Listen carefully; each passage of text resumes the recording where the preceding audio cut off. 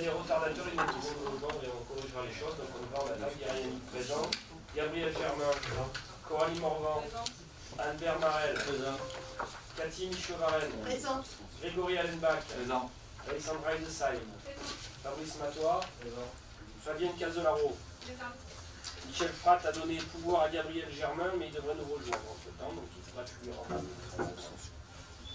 Béatrice Belmont.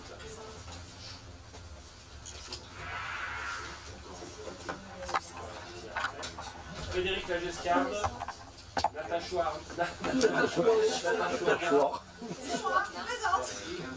Nathalie Boll a donné pouvoir à Christophe Augier.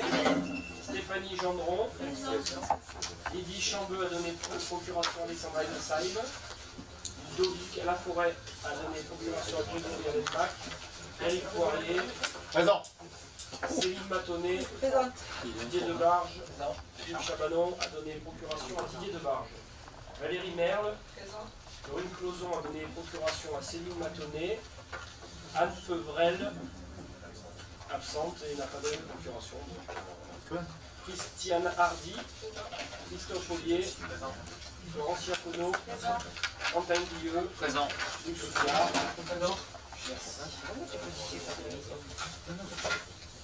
On va passer à l'approbation du compte rendu du dernier conseil municipal. Est-ce qu'il y a des questions? Oui. Je voudrais attirer l'attention sur le fait qu'on nous a soutenu que le marché de vélo était sur 3 jours et le marché de Ventabrin sur une journée, ce qui est faux. Enfin, le marché de Ventabrin était bien sur 2 jours, à 80 € les 4 mètres linéaires, table comprise, les chaises comprises comme un vélo. Et le marché de vélo, c'est vendredi soir, samedi, dimanche. C'est juste un petit détail, mais comme je me suis fait rembarrer par M. Allenbach, il m'a dit que non, c'était pas ça, 2 jours et demi. 2 jours et demi, mais Ventabrin, 80 € 2 jours. Bon, ben, vous êtes régalé au marché de Ventabrin qui était... Moi, je suis allé ni à l'un ni à l'autre, j'avais des activités. Ah bah, écoutez, Parfait. vous avez bien raison, il faut en avoir. Très bien. Donc on passe... Est-ce qu'il y a d'autres questions? On passe au vote. Qui est contre? Qui s'abstient? Ok, je vous remercie. Rapport numéro 1 qui concerne le... Ah oui, la secrétaire de séance. Je propose qu'on élise le plus jeune d'entre nous, parce que voilà, c'est du jeunisme, monsieur Pissolier.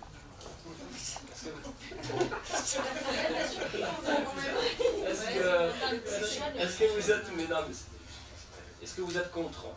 Est-ce que vous vous abstenez? C'est toi le secrétaire de séance. Prendre de nos effectifs. C'est toi qui es content. Rapport numéro 1, plan de sobriété. Donc la situation internationale et la crise énergétique, dont nous avons déjà parlé et nous allons sûrement reparler, européenne, elle a des répercussions sur la commune de Melot, avec le prix du gaz, de l'électricité.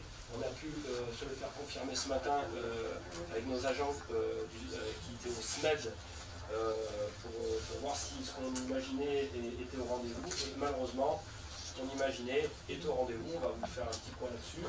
Et notamment, dans ce contexte un peu lourd, il était important qu'on puisse faire ça de manière un peu plus précise, donc à la fois sur la situation, mais sur le plan de sobriété surtout, qui est mis en place par les services et par la ville. Donc je vais laisser la parole à notre DGS, Fanny Belliot, pour vous en faire un petit point. Et puis si vous avez des questions, on y répondra. On va faire ça de manière efficace et concise. Alors, de manière efficace et concise, je vais essayer de vous présenter donc le plan sobriété. On rappelle un peu le contexte énergétique, le marché du SMED, pourquoi le SMED, les produits qui nous ont été présentés ce matin, les conséquences sur le budget, les acteurs de ce plan sobriété, et on finira un peu par la question des délestages. Donc le contexte de la sobriété énergétique, de petites courbes sur le gaz. Donc on voit effectivement qu'en 2015, 2016, 2017, on était sur des prix qui étaient relativement stables et un gros emballement à partir de l'année 2021. Donc si on se rapproche sur 2022, on voit effectivement un gros pic le 26 août où on était à quasiment 300 € le kilowattheure de gaz. Au niveau de l'électricité, c'est un petit peu la même chose, un grand emballement depuis 2 ans et avec des pics aussi à 1130 € le mégawattheure sur l'année 2022. Donc on sait que la situation est complexe. On passe par le SMED, le syndicat mixte d'énergie départemental, pour faire les marchés. Depuis 2015, c'est libre, donc mise en concurrence obligatoire. Ils ont passé des marchés avec 3 lots. Le premier lot est pour le gaz. Le deuxième lot est pour certains types de contrats C2, C3, C4 et le troisième lot est sur les contrats C5. Il faut dire que le SMED, avec les millions de budget sur les 180 communes et collectivités qu'ils ont sur ces marchés, ces groupements d'achat, ont eu des difficultés à avoir les offres. Parce que c'est tellement compliqué d'avoir une offre sur une année qu'ils ont eu des sueurs froides pour savoir si on pouvait avoir de l'électricité et du gaz. Pour le gaz, ça a été attribué à Gaz de Bordeaux. Et sur l'électricité, à la fois à EDF et à Plume, sachant qu'ils ont dû faire des procédures de négociation directe parce qu'il y a eu des offres infructueuses. C'est-à-dire personne qui se positionne sur ce marché, vu le contexte. Donc les prix, ils sont tout frais de ce matin. On est sur les prix du gaz qui ont été pris par petite part. Donc 25% au mois d'octobre, 50% début novembre et 14 novembre. Donc c'est pas si tard que le dernier quart. Donc en fait, ils ont essayé d'éviter le pic de l'été pour arriver dans une situation assez stable, on va dire, même si elle est dans une séquence haute, et à récupérer les meilleurs prix selon eux et selon le marché. Alors les meilleurs prix pour le gaz, c'est fois 4,5, c'est là où il y a la petite flèche rouge. Donc c'est effectivement les meilleurs prix du marché, mais par rapport à ce que l'on a vécu jusqu'à présent, ça n'a rien à voir. Donc on est passé de 55 € le mégawattheure à 251 € le mégawattheure. Au niveau de l'électricité, c'est un petit peu le même système avec des cotes-parts qui sont prises à certains moments du marché en attendant les meilleures fenêtres et les éléments face à des traitements à Rennes. On se retrouve à des prix qui font x2 sur 81 sites de vélo. Donc là, c'est les tarifs C5. On est sur des prix x 1,5 sur 11 sites de vélo, où là on a des sites assez consommateurs comme les écoles, les tennis, etc. Les salles de sport. Donc là, les prix sont multipliés par 1,5 et la bonne nouvelle du jour, c'est qu'on n'a pas d'augmentation sur le site Hôtel de Ville Nova, puisqu'on est sur un tarif d'électricité C2. Les conséquences sur le budget ne sont évidemment pas neutres, donc là c'est les éléments qui ont été vus avec le séminaire fait avec les élus le 26 novembre. Donc en gros, le x2 de l'électricité qui sera un petit peu moindre, on sera plutôt à x1,6 et reprend quand même le x2 de l'année dernière. Et le gaz, donc on sera un peu plus de x4. On n'a a priori pas d'aide d'État pour l'année 2022 et possiblement une aide d'État, mais pas certaine, puisque c'est des discussions qui sont en cours au sein de l'Assemblée nationale et du Sénat. Et on a des décrets d'application qu'on aura peut-être qu'après le vote du budget. Donc, juste sur les masses budgétaires, 1 million, c'est 10% des dépenses de fonctionnement. Donc la facture énergétique pour les collectivités est colossale. C'est pas pour rien qu'on entend à la télé des piscines qui ferment, etc. parce que c'est extrêmement compliqué. L'action numéro 1 qui a été décidée par les élus, notamment suite au séminaire, c'est de faire des actions de sobriété. Parce que si on consomme 20% d'énergie de moins, ça fait une facture qui diminue largement. L'estimation qu'on avait fait à l'époque, c'était 340 000 € de moins pour 20% d'économie en termes de sobriété. Donc pour ça, il faut réunir les différents acteurs de la sobriété, c'est ce qu'on a fait. Donc d'abord les agents. Donc on a 9 sites concernés par ces factures-là. Et donc on a 9 référents sobriété qui ont été réunis tout à l'heure pour expliquer les éléments du SMED. Les écoles ont tout adhéré dans le programme CUBS, qui est un programme du CEREMA. Donc à la fois pour faciliter le lien avec les enseignants, mais aussi pour que les enfants aient un sac à dos énergétique à ramener à la maison pour aller sur toutes ces notions de sobriété avec les parents. Et une réunion qui s'est tenue avec l'ensemble des associations le 5 décembre. Donc le plan de sobriété tel qu'il a été validé, qu'on essaye de le bâtir au mieux, en premier c'est la gestion telle qu'elle est faite par les services techniques. Donc les consignes de chauffe ont été resserrées, on le ressent. 19 degrés pour les locaux occupés. Alors des fois on monte à 20 mais pas beaucoup plus. Effectivement les salles de sport, 14 degrés, même si on a fait quelques réajustements. Les locaux inoccupés, 8 degrés. Et on essaie d'optimiser un maximum le chauffage et la consommation d'énergie, sachant qu'on veut faire ça avec finesse. C'est-à-dire qu'on a des consommations qui sont différentes et surtout des heures creuses qui sont différentes en fonction des différents sites. Donc on aura peut-être du chauffage un peu la nuit pour les bâtiments qui ont moins d'inertie thermique. Voilà, donc on veut vraiment faire une gestion site par site et assez fine pour être au plus proche aussi des usagers qui sont la deuxième clé de ce plan sobriété. Donc à la fois avec les référents sobriété, mais aussi avec un contact permanent qu'on souhaite avoir avec les associations et la maison des associations. Donc là c'est beaucoup d'optimisation, de sensibilisation. Il y aura des écriteaux, il y aura pas mal de choses qui sont en cours de réflexion.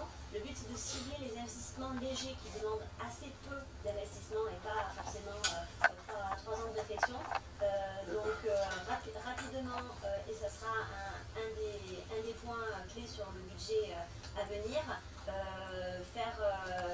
changer des choses qui permettent de faire des économies d'énergie rapides, sans oublier le long terme. Donc là c'est vraiment le PPI et continuer donc à faire comme on a commencé à faire sur l'éclairage public, mais continuer peut-être encore plus fortement, puisque cette année on est sur 2 tranches d'éclairage public à 100 000 €, alors que l'année dernière on était à une tranche. Et après on continue les réflexions sur des investissements en matière de sobriété, d'abord sur les écoles, et puis avoir aussi cette vision à long terme. Il y a quand même aussi la question des délestages qu'il ne faut pas oublier, même si pour l'instant c'est pas encore tout clair. Alors ça c'est un petit tableau pour vous dire qu'avec l'application EcoWatt, on va avoir des alertes 3 jours avant, puis la veille à 17 h pour dire qu'il y a une coupure totale d'électricité. Quand je dis totale, c'est total, et il y a différentes questions qui se posent, notamment en termes de téléphonie et de maintien du service public.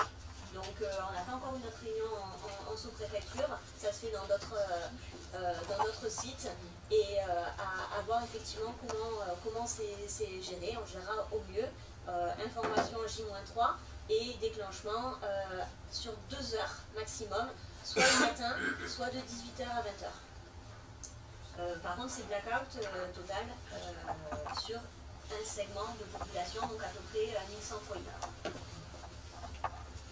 Voilà pour les nouvelles énergétiques.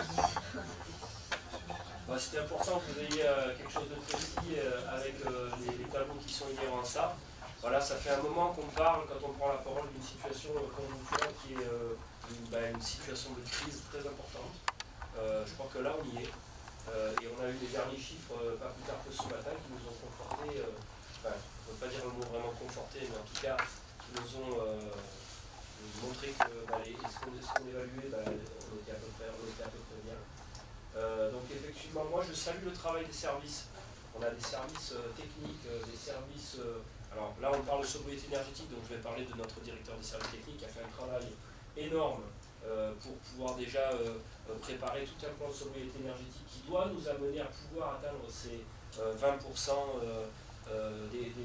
d'économies qui sont absolument nécessaires, parce que quand on regarde la somme à laquelle ça correspond et qu'on regarde bien les sommes qu'on va avoir à économiser, c'est même pas économiser, il va falloir les trouver, quoi. On est quasiment, on n'est pas loin du million d'euros, je vous le dis. Donc quand on sait les efforts qui ont été faits à la fois sur les dépenses de fonctionnement, sur les masses salariales, voilà, je vous garantis qu'on a commencé à faire des réunions avec les représentants d'associations. On a eu une explication pareille sur le plan de sobriété, mais on a donné à peu près les mêmes éléments. Si on était plus sur l'explicatif, sur les chiffres un peu définitifs. Voilà, on va devoir, il va y avoir une période assez délicate, très délicate, qu'il va falloir qu'on affronte tous ensemble, parce que de toute manière, ça ne sert à rien de faire l'autruche, et de dire que tout va bien se passer. Il y a une vraie situation de crise et il va falloir qu'on trouve des solutions. Donc on commence par les solutions de sobriété et d'économie et on commence par soi, en gros, on commence par nous-mêmes. Mais forcément il y aura des répercussions, on est en train d'y réfléchir et on le partagera tous ensemble. Et voilà, il y aura sûrement des... Est-ce qu'il y a des questions par rapport à ça? Une question directement par rapport à ça. L'entreprise Plume qui était citée au départ, Oui. elle est connue. Ah oui, je peux vous garantir que les gens qui travaillent là-dessus, en fait, si vous voulez... Non, mais je ne conteste pas ça. Non, mais en fait, mais j'entends, c'est vrai qu'on pourrait se dire que c'est... L'appellation, c'est Plume Énergie, je pensais plus du fait que ce soit une entreprise qui n'est pas forcément... c'est pas voilé, mais l'appellation, elle ne fait pas penser à une entreprise française, voilà, c'est ça que je veux dire. Maintenant, ce que je veux dire par là, c'est que aujourd'hui, le positionnement des agents qui travaillent au niveau du SMED est quasiment devenu un travail de trader. Non, mais je ne conteste pas ça. Non, mais c'est pas une histoire de contester, c'est la réalité. C'est qu'aujourd'hui, ils travaillent vraiment comme des traders, c'est-à-dire qu'ils sont obligés de faire des achats non plus groupés, mais par segment, comme je vous l'ai expliqué, sur des moments où il y a des courbes plus basses. Et donc, c'est vraiment quelque chose qui est inédit, quoi. Donc, on est obligé de travailler comme ça, et en espérant que dans les 2 ans, je pense qu'on a 2 ans durs à passer. Et puis peut-être que la 3e année, ça va se stabiliser un peu. Alors j'imagine pas que ça va se stabiliser au niveau où c'était avant la crise, mais en tout cas on va essayer de faire en sorte que ça se minimise au niveau des prix, parce que c'est vrai que ça va être dur à tenir sur la distance. Voilà. C'est français, on me rassure. Ouais, bah écoute, en tout cas présenté comme ça avec un trait sur le U, ça fait peur. C'est ce qui m'a interpellé. Ouais, non, mais pareil. Est-ce qu'il y a d'autres questions? Oui. Moi, c'est plus sur la question des délestages. C'est vrai que c'est une chose qui a fait très polémique au niveau national parce que le réseau Enedis en a parlé ces dernières semaines et on en parle beaucoup dans l'actualité. Et donc, du coup, quelque chose qui est revenu plus particulièrement par rapport à ça, c'est la question des personnes qui sont isolées et qui sont par exemple sous appareil respiratoire ZEL qui nécessitent un branchement électrique. Et la plupart des réponses qui ont été données au niveau national sont assez floues ou assez incomplètes. En tout cas, il n'y a pas vraiment eu de brève de réponse. Et je voulais simplement savoir si vous, au niveau de la collectivité, il y avait une idée qui s'était mise en place pour répertorier les personnes qui ne devaient surtout pas être coupées ou si ça avait été déjà fait au niveau de l'intercommunalité. Ou... C'est la réunion qui va avoir lieu dont tu as parlé Fanny tout à l'heure, et notamment avec la préfecture et la sous-préfecture. C'est-à-dire qu'il va y avoir sûrement une organisation, des remontées d'infos par rapport à nous, chaque collectivité, les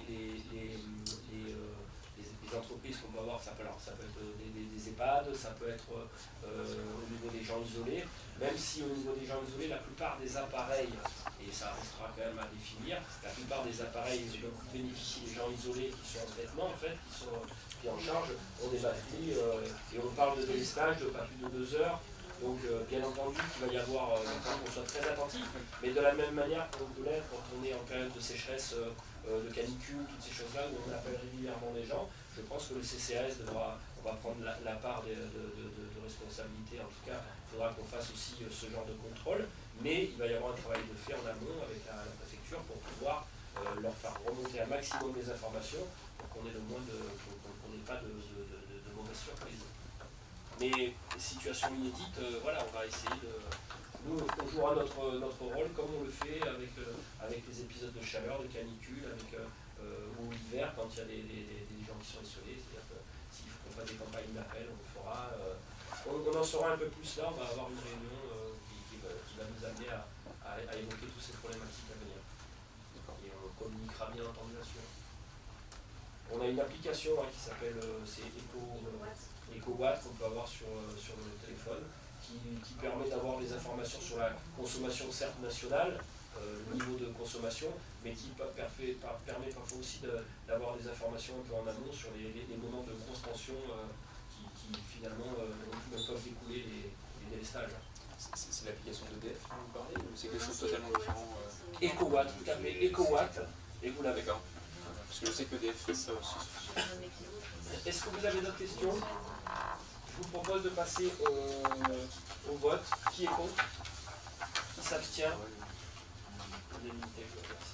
On passe au rapport numéro 2 qui concerne l'extinction nocturne partielle de l'éclairage public. Je laisse la parole à Coralie Morvan. Oui, donc en fait, ça c'est un peu la continuité du plan énergétique. Donc depuis le mois d'août, nous avons fait une extinction de l'éclairage public la nuit.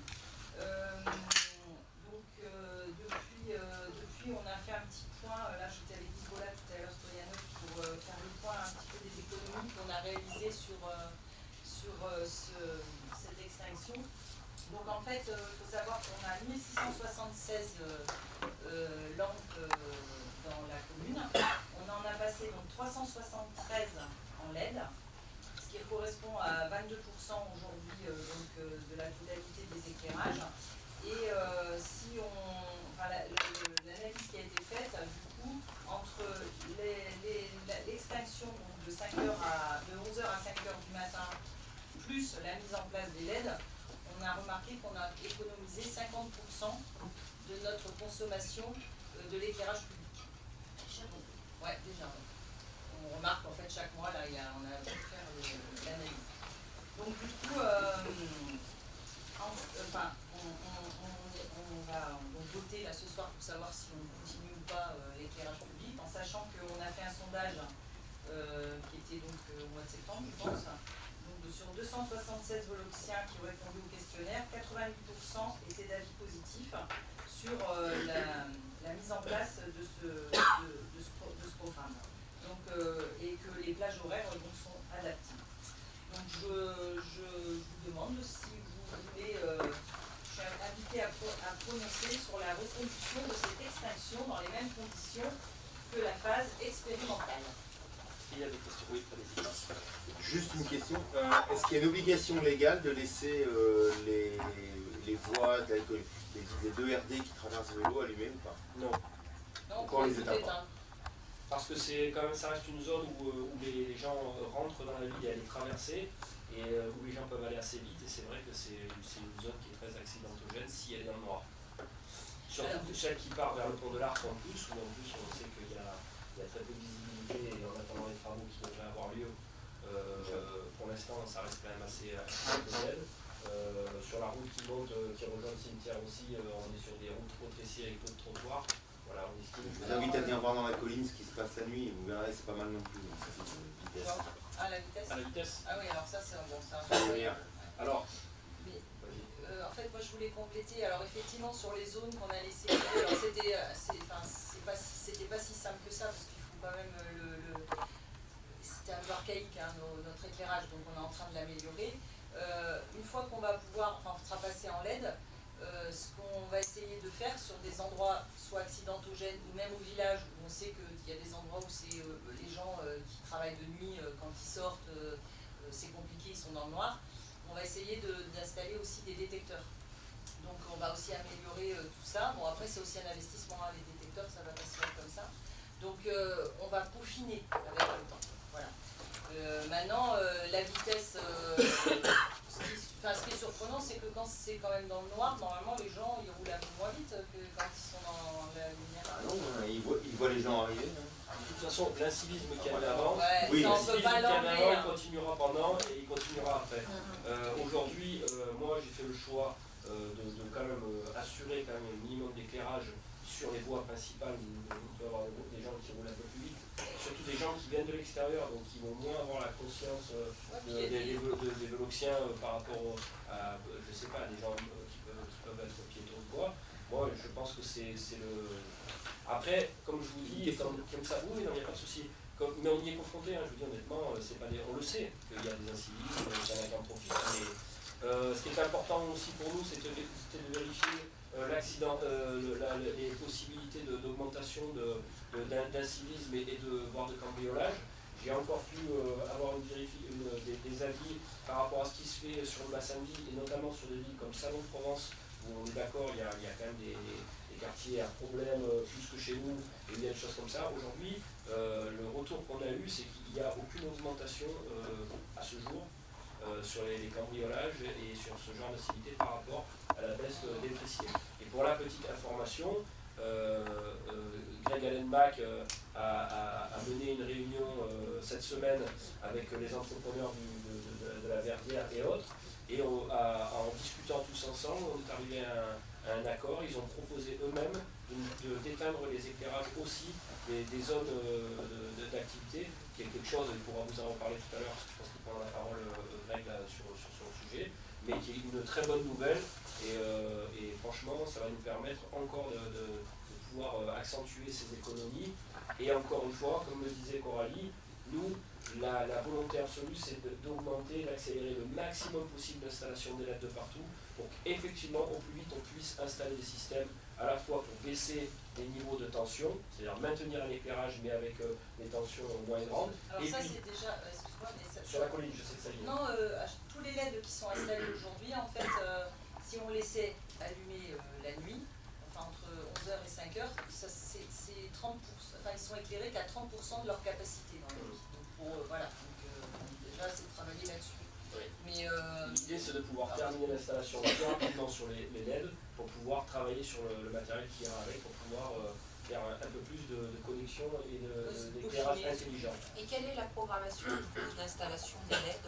Alors, La comme planification la planification, il y en avait une déjà à la base, qui était de 106 000 € par an, depuis notre élection. On n'avait pas attendu la crise, on s'était dit qu'il fallait vraiment mettre beaucoup sur l'installation des LED, parce qu'on était vraiment en retard. Donc on a mis 106 000 €. Cette année, on a doublé, voire triplé, je crois, le là, budget. ils viennent d'en installer 100 là, sur le mois dernier. Là. Enfin, ils ont terminé. Et dans la planification, la date de fin pour que tout soit LED? Normalement, on avait dit... normalement, on arrive à 50% à la fin du mandat, mais avec ce qu'on est en train d'accélérer, on sera 60. je pense que, moi je ne vais pas donner de chiffres, mais je pense qu'on sera bien au-delà, puisqu'on est en train, encore une fois, de concentrer les investissements pour pouvoir accélérer cette mise en place. Là, on a 22%. La conjoncture qu'on traverse, elle va forcément influencer notre programme d'investissement. Pour qu'on soit bien clair, parce que je sais très bien ce qui reviendra à un moment donné, et je peux l'entendre, c'est-à-dire que les promesses de campagne ne seront pas forcément égales à ce qui sera fait in fine, mais même si on tient la route sur les projets principaux, bien entendu que la conjoncture va influer sur notre politique d'investissement jusqu'à la fin du mandat. Voilà, que ce soit clair.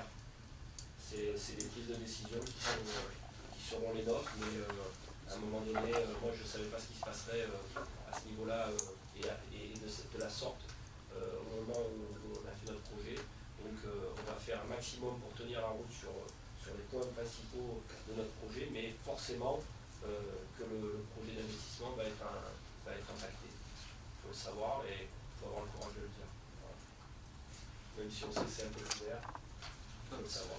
Ce sont les collectivités qui, de toute façon, ont le plus anticipé, même avant l'émergence de la crise énergétique, qui s'en sortiront mieux. Hein. Ça, c'est exactement, mais vous avez raison. Vous avez raison. Vous avez raison. Mais pour avoir vu pas mal de collectivités et être pas mal dans les instances, je peux vous dire que la problématique aujourd'hui, je ne connais pas une collectivité qui m'a dit c'est bon, je m'en sors. c'est sûr. Honnêtement. Pour différentes raisons. Hein. Voilà. Est-ce qu'il y a d'autres questions? On passe au vote. Qui est contre? Qui s'abstient? Unanimité, je vous remercie. Rapport numéro 3, motion de soutien à l'Association des maires de France relative aux finances locales dans le cadre de la crise économique et énergétique. Albert Marel. Ok. Donc nous avons déjà exprimé nos préoccupations face à cette crise énergétique et économique et les difficultés que nous allons affronter pour maintenir notre offre de services et nos investissements. Les communes doivent faire face à une situation sans précédent. 6% d'inflation, coût de l'énergie qui explose, on en a longuement parlé, la hausse des produits alimentaires et des matériaux et l'augmentation de 3,5% du point d'indice. De l'autre côté, la dotation globale de l'État continue à baisser chaque année. Face à cette crise, il est essentiel de garantir la stabilité des ressources locales pour maintenir l'offre de services à la population. L'investissement public local représente 70% de l'investissement public. Le Parlement doit prendre la mesure de cette situation et permettre aux communes de disposer de moyens pour assurer leur mission. L'Association des maires de France nous invite les communes à soutenir la motion suivante. Donc là, vous l'avez dans le rapport. Donc, indexer la DGF, la dotation globale de fonctionnement, sur l'inflation en 2023. Maintenir l'indexation des bases fiscales, donc 6,8% estimé. Renoncer à la suppression de la CVAE. La CVAE, c'est la taxe qui remplace la taxe des entreprises, donc c'est sur la taxe sur la valeur ajoutée. Notre commune ne perçoit pas de CVAE, elle est directement versée à la métropole. Ensuite, les maires nous demandent de renoncer à tout dispositif punitif d'encadrement de l'action locale. Les 15 millions de... 15 milliards d'euros de restrictions de dépenses imposées aux collectivités locales d'ici 2027 sont en réalité des restrictions imposées à la population car c'est autant de moins pour financer l'offre de services. Réintégrer les opérations de ménagement et d'agencement d'acquisition des terrains dans l'assiette de la FCTVA, c'est-à-dire récupérer les taxes qu'aujourd'hui on ne récupère pas sur ces opérations. Rénover les procédures d'attribution de la dotation d'équipement territoire des territoires ruraux et la dotation de soutien à l'investissement local. Donc on demande de financer des projets et pas à avoir des appels à projets, et ensuite de décaler la date pour déposer les dossiers, parce qu'aujourd'hui le dépôt de dossier se fait avant les votes du budget. Donc on doit déposer les dossiers avant d'avoir monté nos budgets. Donc de créer un bouclier énergétique d'urgence en plafonnant les prix d'achat d'électricité, de permettre aux collectivités de sortir sans pénalité financière au contrat de fourniture d'énergie, et de donner aux collectivités qui le souhaitent la possibilité de revenir aux tarifs réglementés de vente, c'est-à-dire aux tarifs régulés avant l'ouverture à la concurrence. Donc, le conseil municipal est invité à se prononcer sur le soutien des propositions de l'Association des maires de France faites auprès de la Première ministre par l'ensemble des associations d'élus. En gros, les communes, les collectivités demandent de l'aide à l'État, puisqu'aujourd'hui, on est très peu aidés dans cette épreuve. Est-ce qu'il y a des... et aujourd'hui, on parle de plein de dispositifs avec des aides pour justement pouvoir faire de l'investissement sur la réhabilitation thermique, ces choses-là. Mais les dossiers sont faits de telle manière qu'ils sont tellement lourds et tellement, on a tellement peu de temps pour les remplir que finalement très peu de collectivités les remplissent parce qu'ils ne peuvent simplement pas le faire. Donc ça s'appelle de la poudre aux yeux.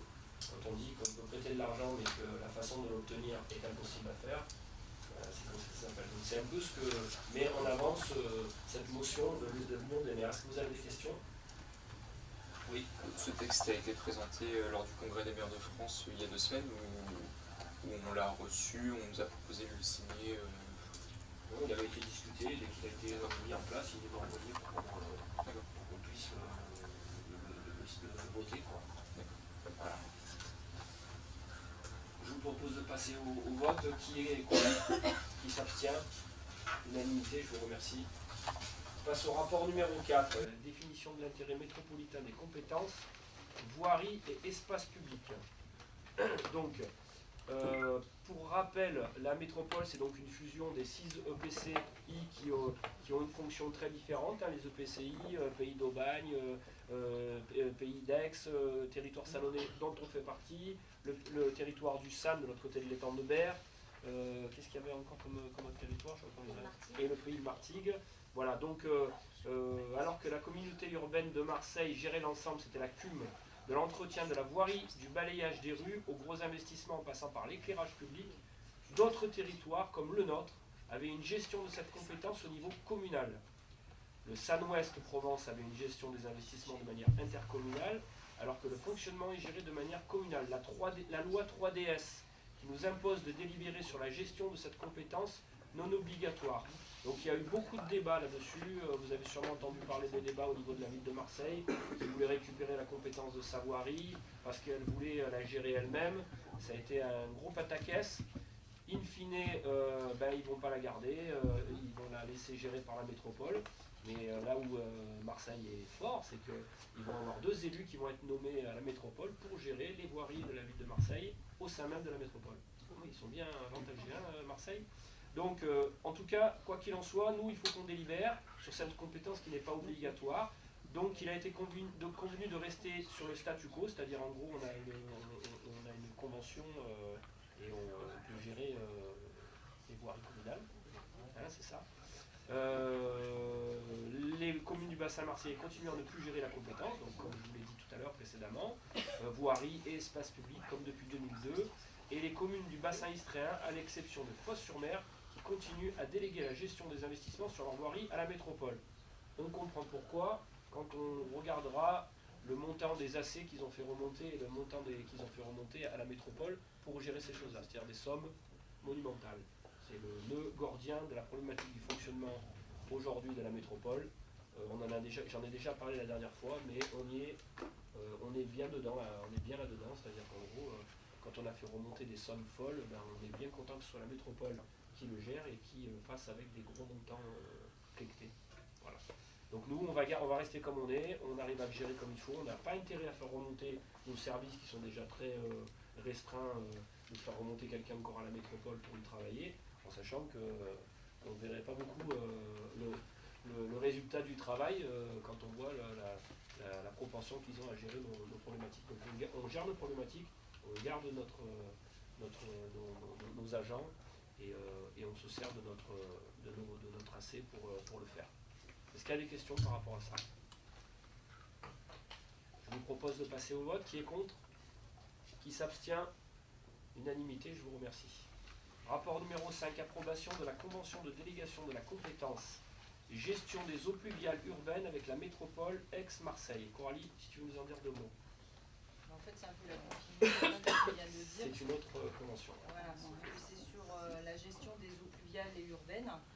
Donc en fait, donc la loi de 2022-217 du 21 février 2022 relative à la différenciation, la décentralisation, la déconcentration et portant sur diverses mesures de simplification de l'action publique et locale, dite la loi 3DS, est venue modifier l'architecture institutionnelle de la métropole et restituer des compétences de proximité aux communes au 1er janvier 2023. Donc dans ce cadre, le Conseil de la métropole doit se prononcer avant le 31 décembre sur l'intérêt métropolitain de certaines compétences. Donc dans l'objectif de donner davantage de souplesse à l'exercice des compétences et afin d'apporter des réponses opérationnelles aux préoccupations communales de la loi 3DS, qui a ouvert la possibilité pour la métropole d'Aix-Marseille de déléguer en tout ou en partie à l'une de ses communes membres la compétence gestion des eaux pluviales et urbaines. Donc en fait, avant, on n'avait pas la compétence, mais on faisait les travaux. On avait une convention, on faisait les travaux et la métropole nous remboursait. Enfin, voilà. Alors que là, on va valider qu'on va avoir la compétence et on va régler nous-mêmes les travaux et la métropole va nous donner l'argent pour le faire. Toujours dans le souci d'être plus près de réalité de notre terrain. Et pareil sur cette thématique, on n'a pas d'agents qui partent à la métropole, on garde les effectifs en totalité. Pour info, c'est jeudi qu'on voit ces compétences à la métropole, donc ça va encore donner lieu à des débats très houleux, puisque chacun n'a pas le même point de vue et que voilà. Donc le conseil municipal est invité à se prononcer sur l'approbation et la convention de délégation de la gestion des eaux pluviales urbaines au 1er janvier 2023 jusqu'au 31 décembre 2026. Est-ce qu'il y a des questions? Je vous propose de passer au vote. Qui est contre? Qui s'abstient? Unanimité, je vous remercie. Rapport numéro 6, approbation de la convention pour la réalisation de prestations spécifiques d'entretien des zones d'activité avec la métropole Aix-Marseille. Je laisse la parole à Grégory Allenbach. Dans la même thématique. Conformément aux dispositions de la loi 2015-991 du 7 août 2015 portant sur la nouvelle organisation territoriale de la République, la métropole Aix-Marseille est créée depuis le 1er janvier 2016 et rassemble 6 établissements publics de coopération intercommunale dont la communauté d'agglomération Agropole Provence. Au terme de l'article L5218-2 du Code général des collectivités territoriales, la métropole Aix-Marseille exerce les compétences qui étaient auparavant des compétences intercommunales sur le territoire des 6 EPCI fusionnés. De plus, la loi 2022-217 du 21 février 2022 relative à la différenciation, la décentralisation, la déconcentration et portant diverses mesures de simplification de l'action publique locale vient préciser l'exécution des mesures d'adaptation de l'organisation de la métropole Aix-Marseille-Provence. L'ancien territoire du Pays Salonnais se composait de 31 zones d'activité couvertes par la compétence métropolitaine développement et aménagement économique, social et culturel. Cette compétence comprenait notamment la création, l'aménagement et la gestion des zones d'activité industrielles, commerciales, tertiaires, artisanales, touristiques, portuaires ou aéroportuaires. Les services de la métropole Aix-Marseille ne disposant pas à ce jour des moyens humains et matériels nécessaires à l'entretien de la voirie, des réseaux divers, des espaces verts et de l'éclairage public. La métropole a sollicité le concours de la commune de Velot pour l'exercice de sa compétence. Par délibération numéro ECO 006 du 19 septembre 2016, le Conseil de la métropole Aix-Marseille avait approuvé une convention de mise à disposition des services municipaux pour l'entretien des zones d'activité métropolitaines sur la commune de Velot qui est arrivée à échéance. Il est proposé au conseil municipal de renouveler la convention de gestion pour la mise à disposition des services municipaux pour l'entretien des zones d'activité sur la commune de Velot concernant les zones d'activité dites la Verdière 1 et 2 du Grand Pont et du Vallon de la Braille. La convention ne porte que sur des opérations d'entretien relevant de la section de fonctionnement.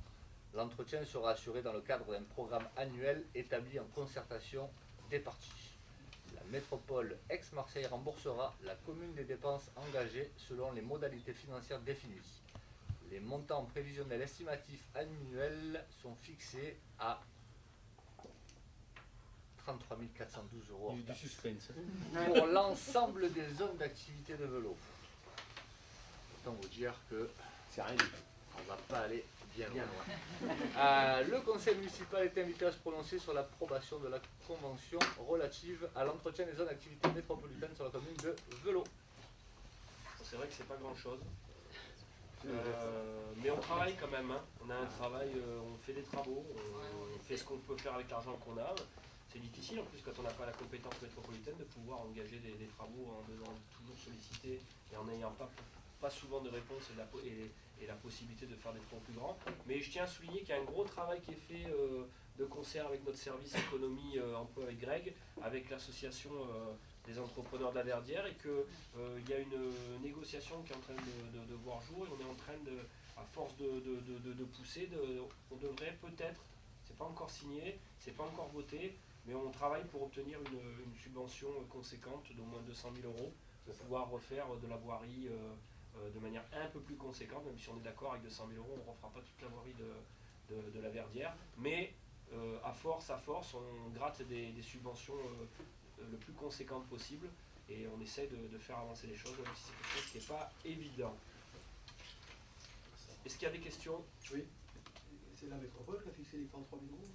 C'était ce qui avait été collecté, oui, mais ça avait été collecté de manière uniforme au niveau de l'EPCI, hein, c'est-à-dire au niveau de l'agglo. Voilà, c'était pas une négociation, on va dire, unilatérale ou bilatérale avec la commune. C'est des ententes, et on est d'accord que c'est que dalle. Ouais, c'est pas grand chose, surtout que bon voilà, on la connaît tous la zone. Didier, tu la connais aussi la zone, l'état de cette zone d'activité, ben voilà, elle est un peu vieillissante aussi, hein, la voirie c'est compliqué, l'éclairage public c'est compliqué, quand il pleut, ben, ça coupe, enfin, c'est archaïque. Hein. Donc bon, voilà, comme il a dit, on se bat et on va si on arrive à avoir cette aide, ça serait bien. Ouais, ça c'est bien. 680 balles par mois, par zone d'activité. Ah, c'est chaud. On va pas les chier. Non, effectivement. Ouais, et on n'est pas les seuls, hein, quand on va à Rognac, comment ça se passe et tout, il n'y a pas beaucoup de zones qui sont épargnées. Hein. Mais ça va être l'objet d'un combat à venir pour avoir une plus grande équité, j'ai envie de dire une équité territoriale au niveau des travaux du projet métropolitain. Comme pour la mobilité, comme pour plein de choses. Il va falloir qu'on se batte un peu là-dessus quand même. S'il n'y a pas d'autres questions, je vous propose de passer au vote. Qui est contre? Qui s'abstient? Ok. Je vous remercie. Alors, rapport numéro 7, approbation des avenants au marché de travaux de réhabilitation des bâtiments autour de la place Carbe. Coralie? Oui. Alors, on a donc fait des travaux donc, sur la place Carbe pour un montant de 2 356 287,31 €. On a déjà fait des avenants, déjà fait 2 avenants, un le 24 mai et l'autre le 5 juillet. Et nous avons encore fait des avenants il y a quelques temps. Donc on a fait un avenant sur les lots de 1 à 11. Donc pour chaque lot, la pénalité journalière figurant à l'article 42, intitulé pénalité de retard du CCAP commun à tous les lots, est portée à 1/1000 du montant de l'ensemble du marché à 1/3000. Donc le chantier a eu lieu dans des conditions particulières pendant le Covid. qui a connu des difficultés dans les approvisionnements, dans les recrutements et l'organisation des chantiers par les entrepreneurs. Si les conséquences directes de cette situation, surtout sur les retards de fourniture, ont été légitimement exonérées de pénalités de retard, il n'en reste pas moins que les conséquences indirectes ne pouvant être comptabilisées, il paraît donc préférable de revenir à la valeur de base du CCAG travaux à 1,3 par jour. À l'heure actuelle, dans l'entreprise du lot numéro 2, qui est le lot gros œuvres, a accumulé un retard de 114 jours, donc entraînant une pénalité de 144 780 €. Donc après l'application du nouveau taux, la pénalité s'élève à 48 260 €. L'entreprise numéro 5, qui est les peintures, a accumulé un retard de 192 jours, entraînant une pénalité donc de 48 131 €, et avec le nouveau taux, on est à 16 044 €. Ensuite, on a un avenant sur le lot 7, qui est la menuiserie d'intérieur agencement. Donc, c'est sur le bâtiment A3. Donc, fourniture et pose d'une trappe de 80 x 80 pour accéder au local VMC suite à une modification du local en commerce et modification du local technique sur la coursive et ajout de porte. Le montant s'élève à 1 483,90 €. Après, le lot 8, plomberie. Adaptation nécessaire des panneaux livrés d'usine par le fabricant de Twido. Donc c'est sur des chauffe-eau. La mise en œuvre est plus complexe que prévu, donc notamment dans le contexte de la réhabilitation, des adaptations sont prévues pour chaque salle de bain. Le montant s'élève à 5 600 € hors taxe. L'électricité, l'eau neuf, installation de 10 prises 20 ampères pour des fours dans les cuisines des appartements et réalisation des consuels pour les commerces et services généraux ainsi que pour les 10 logements pour un montant de 1 345 €. Par ailleurs, afin d'intégrer les modifications demandées par le preneur du bar-restaurant, une mise au point du marché est effectuée avec des ajouts et suppressions de prestations. Ces derniers entraînent une moins-value de 1 624 €. Donc on a un montant à moins 279 €. Bon, c'est déjà ça. Donc ces travaux supplémentaires et cette moins-value entraînent une augmentation globale de 7,76% du montant initial du marché, avec 2,87% relevant d'aléas de chantier et 4,90% de demandes supplémentaires de la maîtrise d'ouvrage. Donc le conseil municipal est invité à prononcer sur l'approbation de la réalisation de ces travaux, en sachant que effectivement la commission d'appel d'offres s'est réunie le 28 novembre. Voilà, voilà. 130 000 balles de cadeaux. Ouais, pourquoi il y a eu tant de baisse des pénalités? Parce qu'en fait, on s'est calé sur le CCAG, et puis c'était pour aussi... le CCAG c'est alors comment... Voilà, c'est ça. Et donc, alors nous, dans le marché au départ, on était parti sur un 3 millième. Et on est passé sur 1 millième parce que il fallait avancer sur le chantier, finir les travaux. Donc c'est une de vos décisions de restreindre les pénalités de retard, c'est ça? Ben oui, parce qu'à un moment donné, il y a eu aussi des contraintes qui ont été là, donc il a fallu qu'on trouve aussi un compromis. On les a pas inventés, et en même temps il faut être nuancé dans les propos. On a pris des décisions avec un architecte et avec un cabinet d'accompagnement qui fait les choses comme il sait les faire et qui a tenu compte des contraintes qu'il y a eu et qui mène à se dire qu'on ne peut pas pénaliser d'une manière certaine une entreprise qui a dû affronter des problématiques qui n'étaient pas prévues avant, et c'est ce qui se fait dans tous les chantiers. Je rappelle quand même que c'est un chantier à plus de 4 millions d'euros. Là on est sur une somme, je crois, qui est à, j'ai plus la somme exacte. Voilà, il faut le ramener au prix total. Ce que je veux dire par là, c'est qu'à un moment donné, les choses, on ne les a pas inventées. On ne s'est pas levé en se disant tiens, on va lever la pénalité. C'est un travail qui est fait avec les cabinets qui nous accompagnent. Et nous, on accepte, on valide ou on ne valide pas les propositions du cabinet d'accompagnement. Donc, par rapport à ce qui a été proposé, on a trouvé que, voilà, que ce qui nous proposait, ça tenait la route. Et qu'en même temps, c'est vrai que par exemple, il y a des entreprises, quand elles arrivent et qu'il y a des problèmes d'infiltration ou d'humidité et qu'ils font des travaux et que les travaux, ben, ça y a eu à un moment donné, ça n'a pas pu tenir et qu'il faut qu'ils reviennent, bon, ben, ils jouent le jeu, on joue le jeu. C'est des compromis, et c'est des compromis qu'ils font entre eux sur les chantiers. En fait, voilà. C'est pas le plaisir de dire juste on leur efface ce qu'ils doivent. Ils payent ce qu'ils doivent, mais on tient compte des conjonctures et des événements qui ont aussi fait qu'il y a des choses qui ne pouvaient pas tenir. Voilà, tout simplement. Voilà, ça se termine, on est à la fin, ça y est, les choses sont rentrées dans l'ordre. Mais c'est toujours compliqué les fins de chantier, on est confronté à tout ça. Bon, après, on l'a voté ensemble, il y avait M. Chabanon qui était là. Ouais, mais enfin, il ne faut pas oublier que la maîtrise d'œuvre, quand même, nous a claqué 400 000 € de plus par rapport au projet initial. Et encore, on l'avait négocié. Normalement, ça devait être au-dessus. Ouais. Ça, c'est comme ça dans les gros travaux. Encore une fois, je ne vais pas rappeler le montant total, mais c'est très rare que quand on arrive à la fin d'un chantier comme ça, on soit pile au... Moi, je vous dis heureusement que ce chantier a démarré au tout début, hein, parce qu'on y serait en ce moment, on ne serait pas prêt de terminer le chantier. Et on n'aurait peut-être pas eu les moyens de le faire. Donc, je pense qu'on s'en sort plutôt bien et que ça doit nous servir de leçon aussi pour les chantiers à venir, avec la situation actuelle. S'il n'y a pas d'autres questions, je vous propose de passer au vote. Qui est contre? Qui s'abstient? Je vous remercie. Rapport numéro 8, avenant numéro 1 à la convention entre la SAS Ivory et la commune de Belot. Coralie. Alors, par délibération numéro 7-04-22 en date du 7 avril 2022, l'Assemblée délibérante a décidé de procéder à la cession du bâtiment communal appelé l'Antétrimultième Mairie, place Max Kerr, à 13 habitats en vue de réaliser des logements sociaux.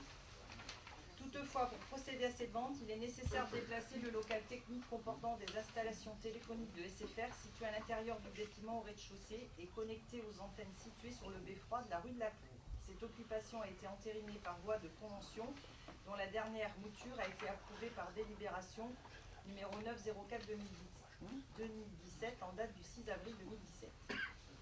Les installations du local technique seront donc déplacées de l'ancienne mairie à un local vide situé à la base du beffroi, rue du Château d'If. Ces modifications sont établies dans l'avenant numéro 1 de la Convention. Le conseil municipal est invité à se prononcer sur l'approbation de l'avenant numéro 1 de la Convention ici annexée. Voilà. Si on ne peut pas le déplacer, ben on ne peut pas vendre. Voilà. Et je vous rappelle que les subventions d'équilibre sont déductibles des pénalités. Ça, c'est après. C'est rapport neuf. Oui, désolé. Est-ce qu'il y a des questions? On passe au vote. Qui est contre? Qui s'abstient? Je vous remercie. Rapport est adopté. Rapport numéro 9. C'est pour ça que j'ai sur une subvention d'équilibre. Donc il s'agit de l'attribution d'une subvention d'équilibre au bailleur social 13 habitats pour l'opération de réhabilitation d'un immeuble ancien en 3 logements locatifs sociaux, 6-1 rue Berthelot, parcelle BD 112. Alors la commune a fait l'objet d'un nouveau constat de carence en logements locatifs sociaux par arrêté préfectoral donc du 22 décembre 2020. En conséquence du constat de carence, l'État exerce le droit de préemption urbain dans les zones urbaines de la commune. L'établissement public foncier, le PFPACA, a été délégué par le préfet pour exercer le droit de préemption urbain.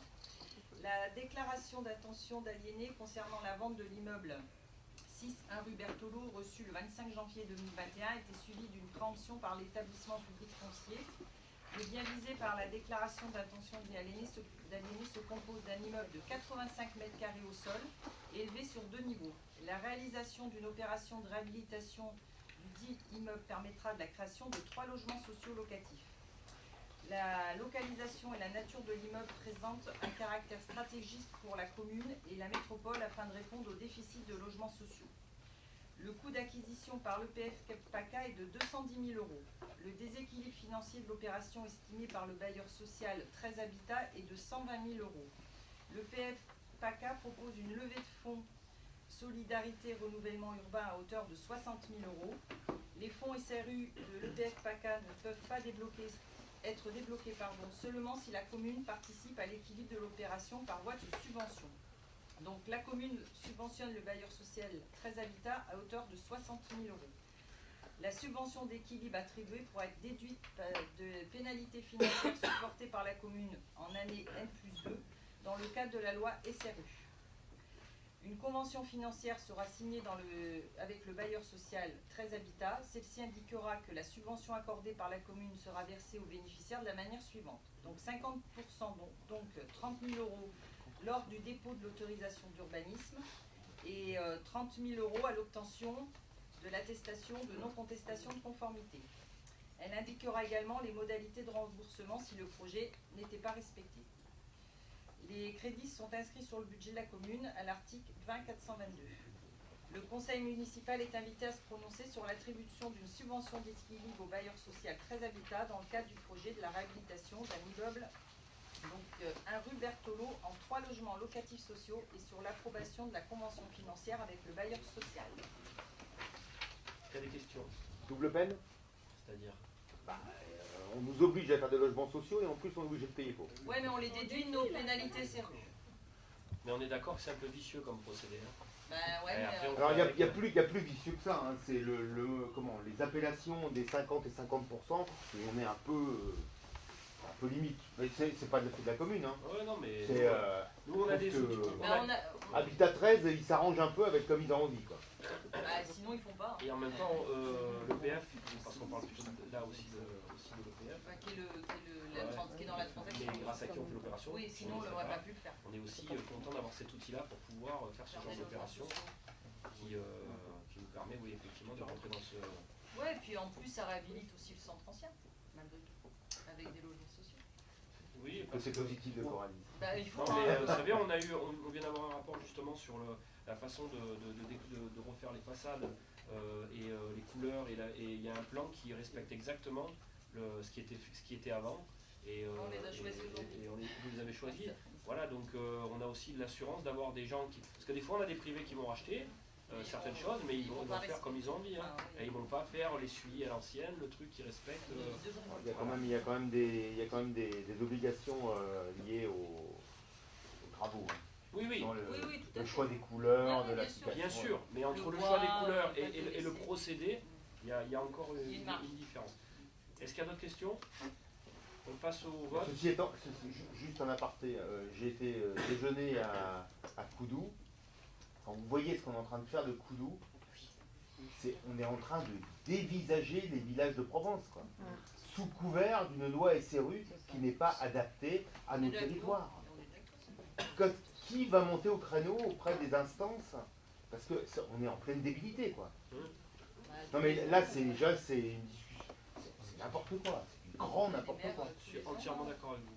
Tu as des discussions avec le préfet Nous on essaye, la position aujourd'hui de la commune... À mon avis, le préfet il est comme ça. Hein.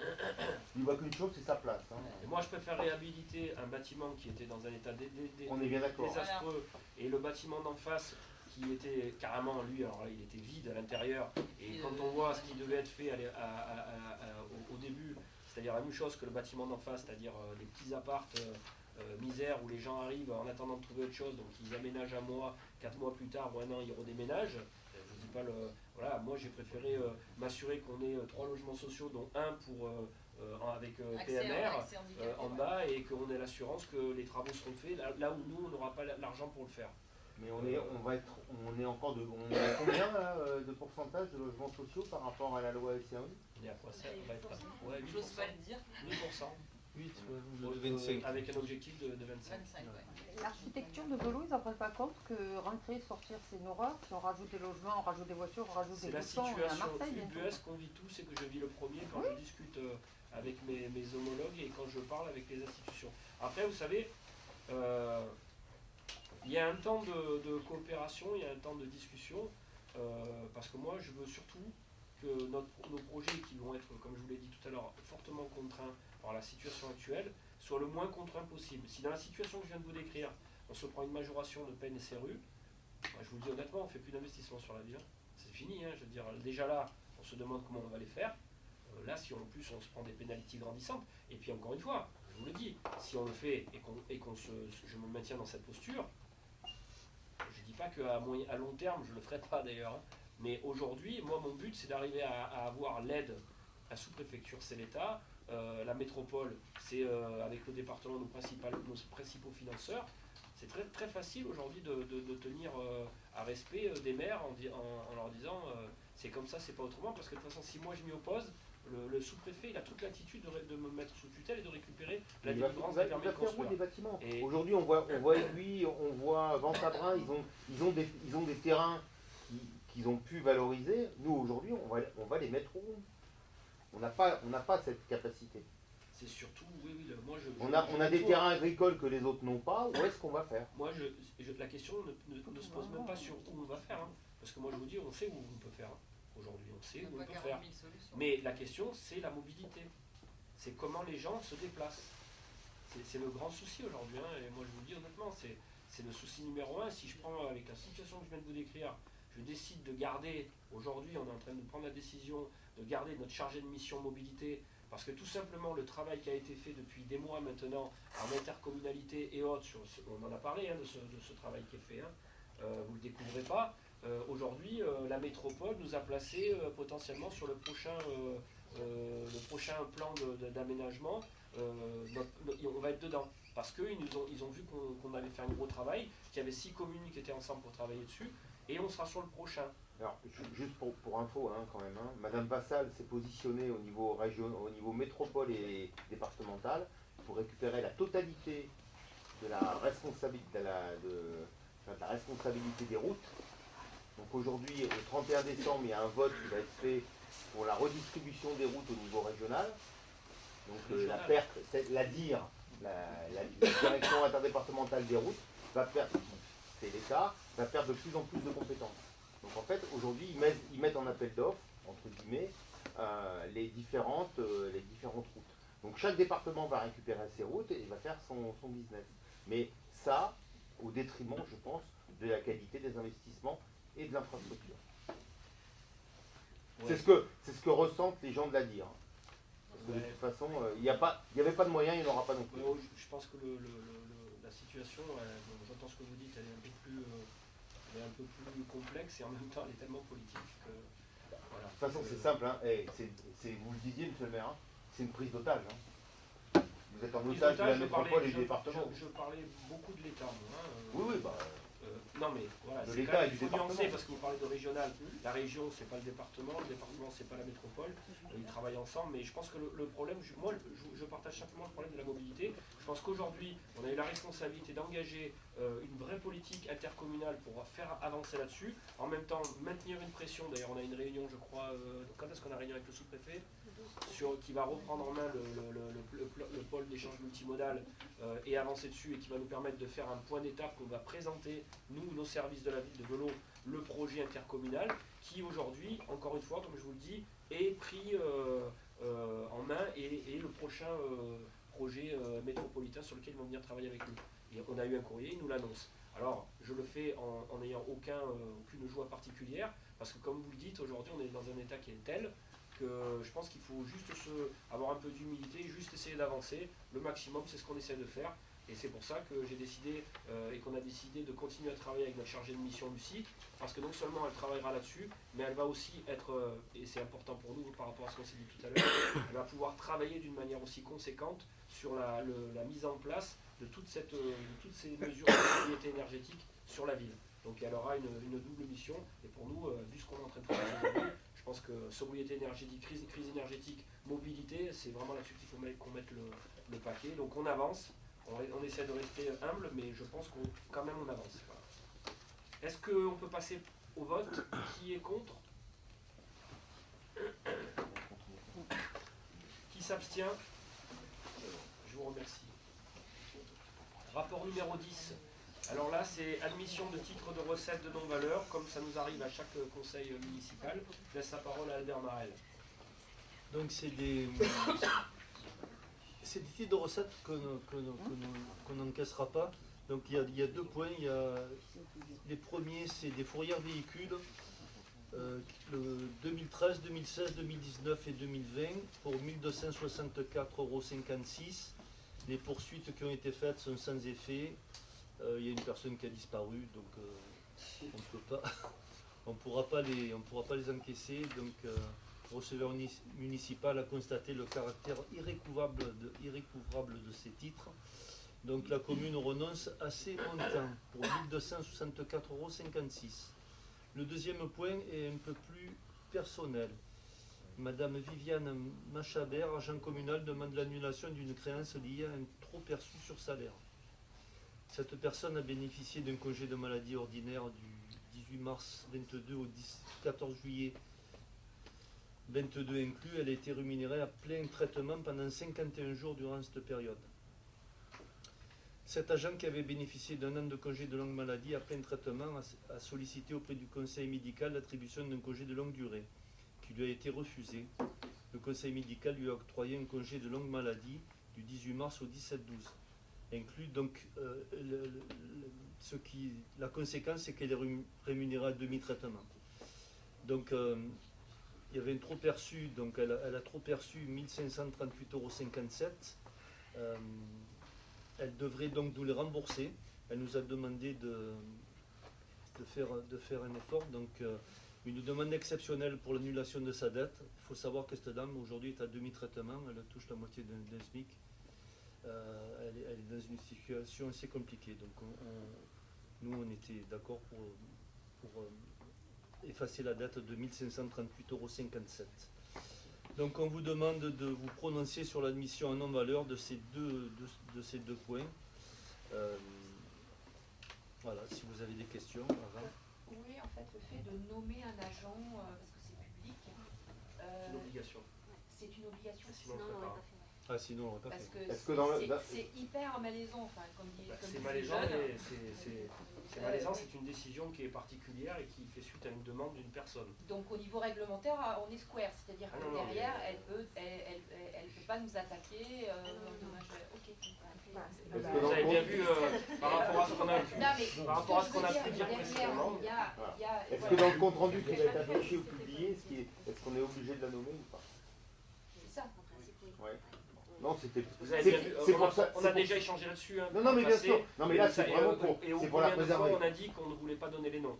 À partir du moment où on en est obligé par la loi, voilà. C'est une personne qui a travaillé longtemps pour la ville. Hein, je veux dire, c'est pas non plus. Voilà, je pense qu'à un moment donné, si on veut mettre la tête quelqu'un sous l'eau encore plus, alors on pourrait toujours nous dire qu'on ne peut pas aider le monde entier. Mais je trouve que. Donc voilà, on est square avec la loi. Donc c'est la loi. Même over square. D'autres questions? On passe au vote. Qui est contre? Qui s'abstient?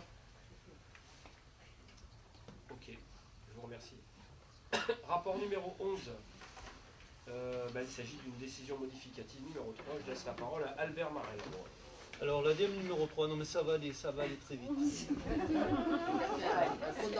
Je vous ai fait un condensé. Donc en fonctionnement, on a un frais supplémentaire.